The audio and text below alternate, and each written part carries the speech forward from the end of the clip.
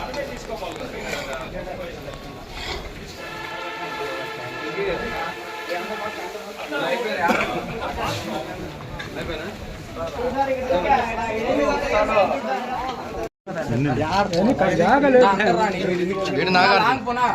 కెమెరాలో కొద్ది లాంగ్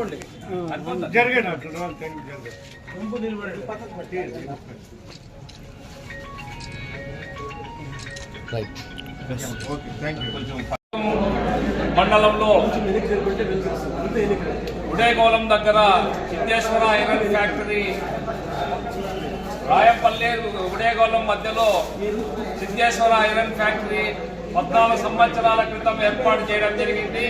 14 సంవత్సరాలుగా ఈ ఫ్యాక్టరీని నడుపుకుంటున్నటువంటి యాజమాన్యము మరి నిబంధనల ప్రకారము వ్యవహరించకుండా ఆ ఐరన్ ఫ్యాక్టరీలో నుండి వెలువడే దుమ్మును దాన్ని కట్టడి చేసేటువంటి చర్యలు తీసుకోకుండా గాలికి వదలడం వల్ల మరి ఈరోజు దాదాపు 5 గ్రామాల్లోనే 700 నుంచి 1000 ఎకరాల వరకు రైతులు పెట్టినటువంటి పంటలు పైన ఈ దుమ్ము చేరడం వల్ల తీవ్రంగా నష్టపోతా ఉన్నారు. పంటలు పెట్టాలంటే ఈరోజు అందరికీ తెలుసు, ఈరోజు ప్రతి ప్రభుత్వం కూడా రైతులు ఈ దేశానికి రాజులు అని చెప్తా ఉన్నారు. రైతే రాజు అంటారు. రైతు ఈరోజు రాజు కాకుండా ఈరోజు నిచ్చగాడగా మారిపోయినటువంటి పరిస్థితి మనం అందరూ చూస్తూ ఉన్నాం.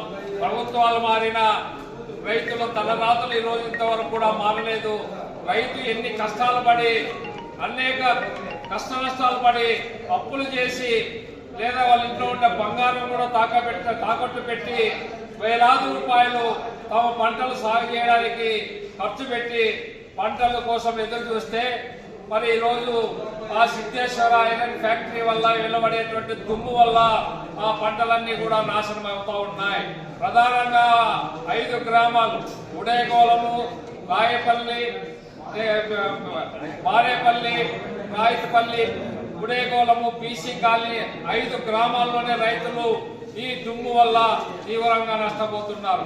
మరి ప్రధానంగా ఈ రైతులు దానిమ్మ, అరటి, అదేవిధంగా బొప్పాయి, తమలపాకు, మరి వేరుశనగ, మొక్కజొన్న తదితర పంటలు ఈరోజు వేలాది రూపాయలు ఖర్చు పెట్టి ఈరోజు సాగు చేసుకుంటా ఉన్నారు. ఈ రోజు తీరా చూస్తే పంట చేతికొచ్చే సమయానికి మరి తీవ్రమైన నష్టం జరుగుతూ ఉంది.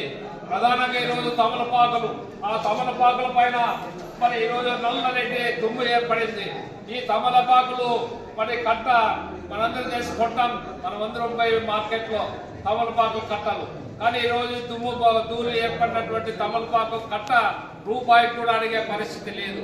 ఈరోజు వాళ్ళు పండించిన పంటలు కొనే పరిస్థితి ఈరోజు లేకుండా పోయింది. మరి దీనికి అంతటి కారణం ఏమి? ఈరోజు సిద్ధేశ్వర ఐరన్ ఫ్యాక్టరీ ఇది వల్లనే జరుగుతూ ఉంది. ఈ సిద్ధేశ్వర ఐరన్ ఫ్యాక్టరీ నిబంధనల ప్రకారం అక్కడ నడపడం లేదు. ఈరోజు ఆ ఫ్యాక్టరీ నుంచి వెలువడే దుమ్మును కంట్రోల్ చేసేటువంటి వ్యవస్థ, బ్యాక్ ఫిల్టర్ వ్యవస్థను కూడా ఏర్పాటు చేసుకోకుండా, ఆ దుమ్మును కంట్రోల్ చేయకోకుండా ఈరోజు వ్యవహరిస్తూ ఉన్నారు. అంతేకాకుండా ఈరోజు గత 5 నెలల కిందట ఒక కార్మికుడు దానిలో మరణిస్తే ఇంతవరకు కూడా పోలీసులు కేసు కూడా పెట్టనటువంటి పరిస్థితి ఈరోజు. మరి ఈరోజు ఆ కార్మిక కుటుంబానికి నష్టపరిహారం కూడా చెల్లించలేదు ఇంతవరకు కూడా. పోలీసులు కేసు కూడా నమోదు చేయలేదు. అంటే ఈరోజు పాలకులు ఎంత రాజకీయాలు చేస్తూ ఉన్నారో, పేద ప్రజల యొక్క మరి జీవితాలతో ఈరోజు రాజకీయాలు చేస్తూ ఉన్నారు. వారి కేసులు కూడా కట్టుకోకుండా ఈరోజు పక్కదో పట్టిస్తూ ఉన్నారు. ఇలాంటి పరిస్థితులు ఈరోజు రైతులు ఎదుర్కొంటా ఉన్నారు. అంతేకాకుండా ఈరోజు వారు ఈరోజు బయట నిద్రపోతే, ఈరోజు చలికాలం కాబట్టి ఈరోజు బయట ఎవరు నిద్రపోయే పరిస్థితి లేదు. బయటకి నిద్రపోతే ఆ దుమ్ము ధూళంతా కూడా వాళ్ళ శరీరం పైన, వారు వేసుకున్న బట్టల పైన పడి నల్లగా అయ్యేటువంటి పరిస్థితి ఈరోజు ఉంది. లేదా పొలాల్లో పనిచేసే కూలీలు కూడా ఈరోజు రావడం లేదు. ఎందుకంటే ఆ దుమ్ము ఏర్పడినటువంటి దుమ్ము వల్ల వాళ్ళు ఒక గంట సేపు పనిచేసేకలిగే ఆ దుమ్మంతా కూడా వాళ్ళ కూలీల పైన ఏర్పడి వాళ్ళు కూడా నల్లగా మారేటువంటి పరిస్థితికి వచ్చింది ఈరోజు. మరి ఈరోజు అంతేకాకుండా ఈరోజు ఆ గ్రామాల్లో తాగునీళ్లు కూడా కలుషితం అయిపోతూ ఉన్నాయి. ఆ తాగునీళ్ళలో దుమ్ము చేరడం వల్ల మరి ఆ నీళ్లు తాగలేనటువంటి పరిస్థితి ఈరోజు ఆ గ్రామాల్లో నెలకొంది.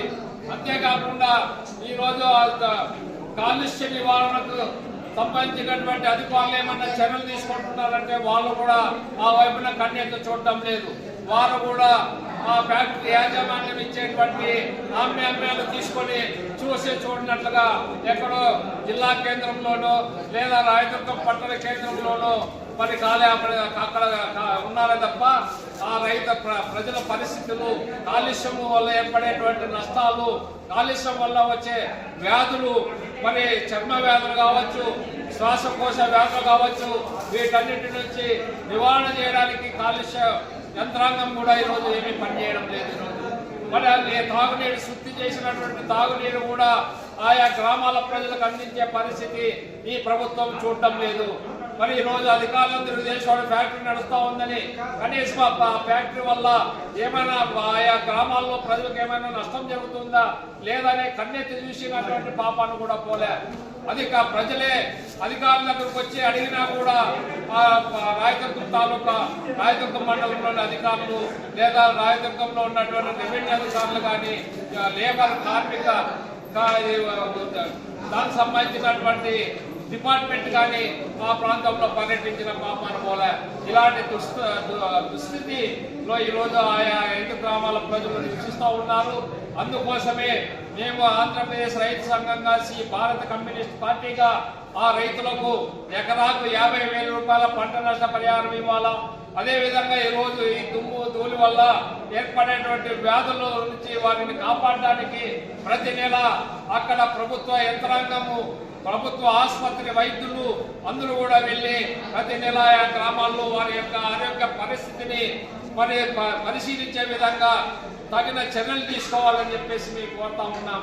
అదేవిధంగా ఈ దుమ్ము ధూళి రాకుండా మరి కట్టడి చేయాలా, ఫ్యాక్టరీని యాజమాన్యాన్ని పైన కఠిన చర్యలు తీసుకోవాలా. లేదంటే రాబోయే కాలంలో మరి పెద్ద ఎత్తున భారత కమ్యూనిస్ట్ పార్టీ ఆంధ్రప్రదేశ్ రైతు సంఘం తరఫున ప్రభుత్వాన్ని నిలదీయడానికి కూడా మేము వెనకాడబోము. లేదా ప్రభుత్వ యంత్రాంగాన్ని మరి ప్రభుత్వ కార్యాలయాలను కూడా స్తంభింపజేస్తామని చెప్పేసి ఈ సందర్భంగా ప్రభుత్వానికి విజ్ఞప్తి చేస్తూ ఉన్నాం. రాయదుర్గం మండలంలో సిద్ధేశ్వర ఐరన్ ఫ్యాక్టరీ వల్ల నష్టపోతున్న 4 గ్రామాల ప్రజలని తక్షణం ఆదుకోవాలని చెప్పేసి ఈరోజు అక్కడి నుంచి రైతులంతా కూడా ఆర్డీఓ ఆఫీస్కి రావడం జరిగింది.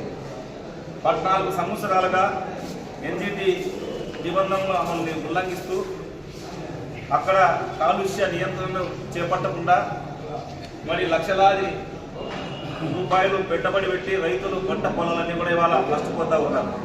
కానీ అధికారులు నిమ్మకు తీరెత్తినట్లు ఈరోజు వ్యవహరిస్తూ ఉన్నారు. తక్షణం అక్కడ ఉన్నటువంటి రైతులందరినీ కూడా ఆదుకోవాలని రైతులందరూ కూడా ఇవాళ RDO office, Kalyandurgam RDO office ముందు నిరసన చేపట్టడం జరిగింది. ఆర్డీఓ గారు తక్షణం ఈ నిరసన కార్యక్రమాన్ని మరి ఇక్కడికి వచ్చి ఆ యొక్క అర్జీ స్వీకరించి రైతుల పక్షాన అక్కడికి వెళ్ళి పరిశీలన చేయాలని చెప్పేసి ఈ సందర్భంగా కోరుతా ఉన్నాం. ఇవాళ జిల్లాలో ఉన్నటువంటి అధికార యంత్రాంగం అంతా కూడా ఐరన్ ఫ్యాక్టరీ యాజమాన్యానికి అమ్ముడు పోయినట్లుగా స్పష్టంగా కనిపిస్తూ ఉన్నది. దాదాపు 1000 ఎకరాల పైగా రైతులు వివిధ పంటలు నష్టపోతూ ఉన్నారు. మరి ఈ పంటలకి నష్టపరిహారం చెల్లించాల్సినటువంటి బాధ్యత ఇవాళ అధికారుల పైన ఉంది, ఫ్యాక్టరీ పైన ఉంది. మరి ఎన్జిటి కానీ, ఎస్టిటి కానీ లేదా ఇతర అధికారులు కానీ ఏం చేస్తున్నారని ఈ సందర్భంగా అడుగుతా ఉన్నాం. మరి తక్షణం వాళ్ళకి ఎకరాకి 50,000 రూపాయలు నష్టపరిహారం చెల్లించాలా. అదేవిధంగా ఏదైతే పండ్ల తోటలు లక్షలాది రూపాయలు నష్టపోయినారో వాళ్ళకి మరింత అధికంగా నష్టపరిహారాన్ని చెల్లించాలని ఈ సందర్భంగా డిమాండ్ చేస్తూ ఉన్నాం. లేని పక్షంలో మరి రైతులతో కలిసి మరి నిరసన దీక్షలతో పాటు ఇవాళ లీగల్గా కూడా మరి మీ అందరి పైన కూడా ఇవాళ కేసులు వేస్తామని చెప్తున్నాం. ఫ్యాక్టరీతో పాటు అధికారుల మీద కూడా ఇవాళ ఎన్జిటికి కూడా వెళ్తాం. ఎన్జిటిలో కూడా మా కంప్లైంట్ కూడా రైజ్ చేస్తాం. అదేవిధంగా ఏ అధికారులు అయితే పట్టించుకోకుండా ఉన్నారో మీ పైన కూడా లోకాయుక్తలో మనం ఫైల్ చేసి కేసు పెడతామని కూడా ఈ సందర్భంగా చెప్తాం. ఎందుకంటే రైతులు మరి సంవత్సరాలుగా పంటలు నష్టపోతూ కుమిలిపోతూ వాళ్ళ ఆరోగ్యాలు మొత్తం పాడు చేసుకుంటూ ఉంటే మరి ఒక్క అధికారైనా అక్కడ సందర్శించాలా అని అడుగుతా ఉన్నాం. అందుకోసం ఈరోజు భారత కమ్యూనిస్ట్ పార్టీ సిపిఐ ఆంధ్రప్రదేశ్ రైతు సంఘం ఆధ్వర్యంలో ఇవాళ ఆర్డీఓ ఆఫీస్ ముందు మొదటి విడతగా ఇక్కడ నిరసన కార్యక్రమాన్ని చేపట్టాము. తక్షణం ఆర్టీఓ గారు స్పందించి మరి అక్కడికి వెళ్ళి ఫ్యాక్టరీ దగ్గర ఉన్నటువంటి మరి ఆ డస్టర్తో కూడా పరిశీలించి ఆ 1000 ఎకరాల్లో 4 గ్రామాల ప్రజలు నష్టపోతున్నటువంటి విధానాన్ని మరి దాన్ని అంతా కూడా నివేదిక తయారు చేసి వాళ్ళ నష్టపరిహారాన్ని తక్షణం ఇప్పించాలని అక్కడ ఉన్నటువంటి లోకల్ ఎమ్మెల్యే మరి ఎవరైతే ఉన్నారో కాలువ శ్రీనివాస్ గారు మరి యొక్క జిల్లా మంత్రి పయ్యావుల కేశవ్ గారు తక్షణం స్పందించాము. ఎందుకంటే ప్రజాప్రతినిధులుగా అధికార పార్టీలో ఉన్నటువంటి మీకు బాధ్యత ఉంది. మీరు కూడా అక్కడ ఉన్నటువంటి రైతుల పక్షాన గట్టిగా మాట్లాడాల్సినటువంటి అవసరం ఉంది. మీ గొంతుకు రైతుల గొంతుతో పాటు రైతు సంఘాల గొంతుకు కూడా మీ గొంతుతో తోడవుతా ఉంది. మరి మీరు కూడా రైతులతో కలిసి ఈ ఆందోళన కార్యక్రమానికి మరి జరుగుతున్నటువంటి పరిణామాన్ని ప్రభుత్వ దృష్టికి తీసుకెళ్లి లక్షల రైతులందరూ కూడా ఆదుకోవాలని చెప్పేసి ఈ సందర్భంగా విజ్ఞప్తి చేస్తాము. ఆర్టీఓ గారు బయటికి రావాలి. ఆర్టీఓ గారు బయటికి రావాలి. ఆర్టీఓ గారు బయటికి రావాలి. ఆర్టీఓ గారు బయటికి రావాలి. ఆర్టీఓ గారు బయటికి రావాలి.